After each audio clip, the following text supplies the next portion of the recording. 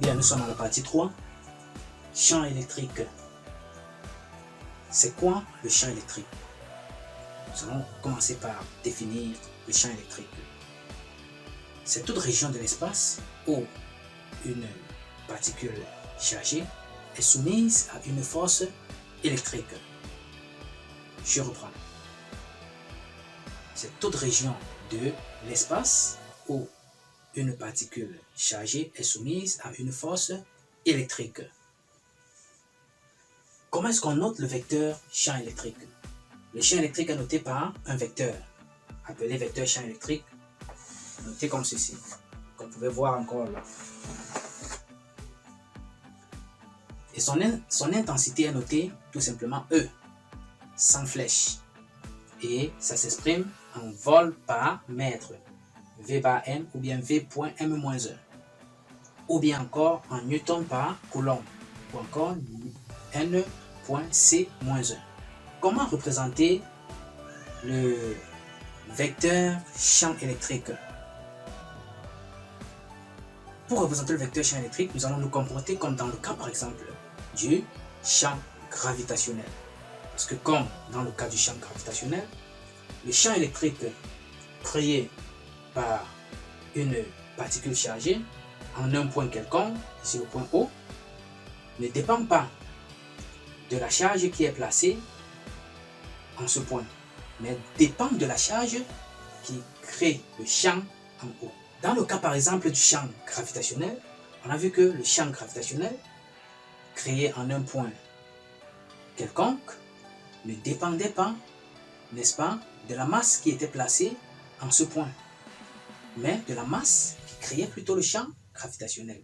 Ici maintenant, le champ électrique créé en un point quelconque ne dépend pas de la charge placée en ce point, mais cela dépend de la charge qui crée le champ. Donc nous allons maintenant représenter. Bon, avant de représenter, observons d'abord. Nous avons ici en A, la charge QA est positive.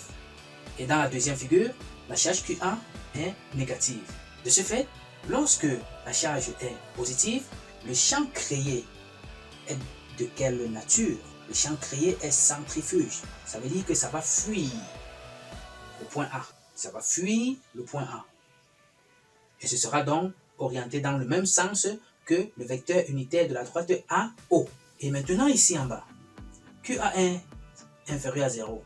Le champ électrique sera donc de nature centripète. Ça veut dire qu'il vient vers le point A. Donc champ centripète, champ centrifuge. Pour la première figure. Bon, on représente. Place la règle tout simplement comme ceci.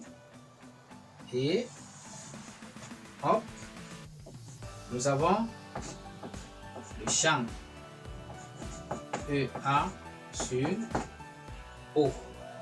Ici maintenant, on aura le champ toujours EA sur O, mais maintenant centripète. Le champ électrique correspondant sera donc celui-ci. Ici on aura la force par exemple que A exerce en O. Et ici on pourra représenter aussi comme ça. Si jamais on vous demandait par exemple de représenter le champ et la force. Ici on aura F de A sur O. Voilà. Donc nous venons de voir comment est-ce qu'on représente le champ électrique créé par une charge, je dirais, ponctuelle, en un point quelconque. Dans ce cas, au point O, il n'y a pas de charge placée en ce point. Et même s'il y avait une charge, ce sera toujours la même représentation. Donc, cela veut tout simplement dire quoi? Que si au point O, on ne place pas une charge, au point O, il y aura toujours, il va exister un champ électrique, nécessairement. Mais seulement sa valeur ne sera détectable que si on place une charge électrique témoin. Donc voilà ce qu'il faut comprendre. Vous avez donc quelques questions. Première question, comment appelle-t-on la charge QA? Deuxième question, Peut-on détecter le champ E0 en l'absence d'une charge ponctuelle témoin en haut? Donc, nous allons répondre aux différentes questions qui seront posées dans le développement de ce cours à la fin du cours. Donc, regardez la vidéo jusqu'à la fin. Bon, nous continuons. Expression vectorielle et module du vecteur champ électrique. Bon, je complète d'abord cette figure. Nous avons ici le champ électrique centrifuge. Ici, nous avons le champ électrique centripète. Bon, nous continuons avec l'expression vectorielle et le module.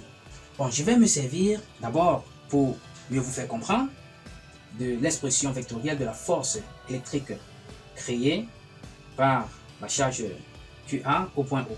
Donc, F de A sur O sera ici égal à, ça va dans le même sens que UA, avec l'unité UAB, donc on aura K fois la charge placée en A.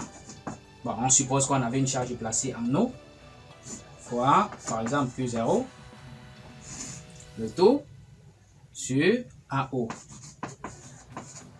Voilà le vecteur UAO.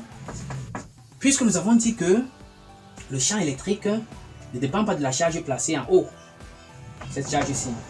Donc, cela veut dire que F de A sur O peut encore être écrit comme étant égal à QO fois E de A sur O. Voilà. Ceci nous permet donc de déduire le champ, l'expression vectorielle du champ électrique. Cela implique donc que E de A sur O sera donc égal à K fois QA sur AO au carré fois le vecteur unitaire. Voilà notre expression vectorielle du vecteur champ électrostatique. Donc vous voyez très bien que ce champ ne dépend pas de la charge qui serait placée en haut, mais ça dépend plus de la charge qui crée le champ électrique. Quel est donc son module? Son module est tout simplement E de A sur O sans vecteur maintenant, égal à K fois QA sur AO au carré. Et c'est tout. Ça s'exprime en vol par mètre au newton par coulomb.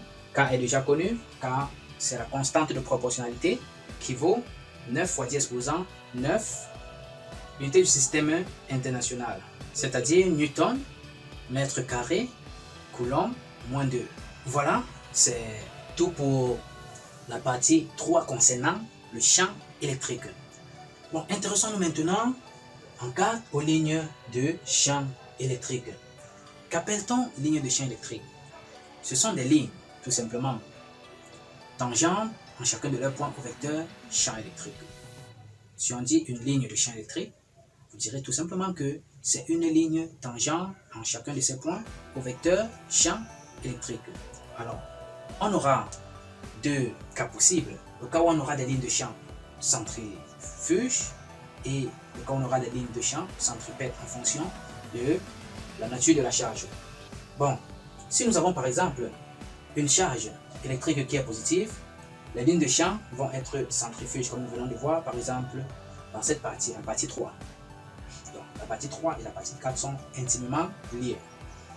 Si maintenant nous avons une charge électrique qui est négative, les lignes de champ seront centripètes. Bon, on va représenter ça.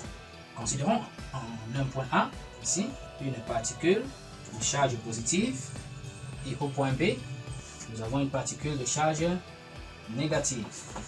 On vous demande de représenter les lignes de champ en chacun de ces points. Le point A où est placée une charge QA de charge positive et en B où est placée une particule de charge QB négative. Bon, nous allons représenter la ligne de champ comme ceci.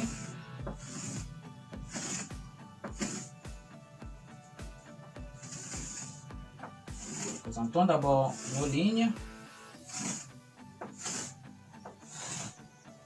Voilà donc les lignes de champ. Donc pour QA, pour le point A, la charge qui est placée en ce point est supérieure à 0. Donc le champ créé et les lignes de champ créées seront centrifuges. On va tout simplement orienter par une flèche, comme ça. Centrifuge. Si on veut représenter le champ électrique quelque part, on pourra par exemple, dans ce point, on pourra mettre par exemple ici E1. Ici, on aura par exemple E2. Ici, on place troisième champ. Ici, par exemple, on aura E3, ainsi de suite. Au point B maintenant, la charge est inférieure à 0. Donc, les lignes de champ seront centripètes, c'est-à-dire orientées vers le point B. Donc là, nous avons les lignes de champ centrifuges. Ici, nous avons les lignes centripètes. Donc là, ce sont les lignes centrifuges. Bon, nous avons terminé avec la partie 3 et la partie 4.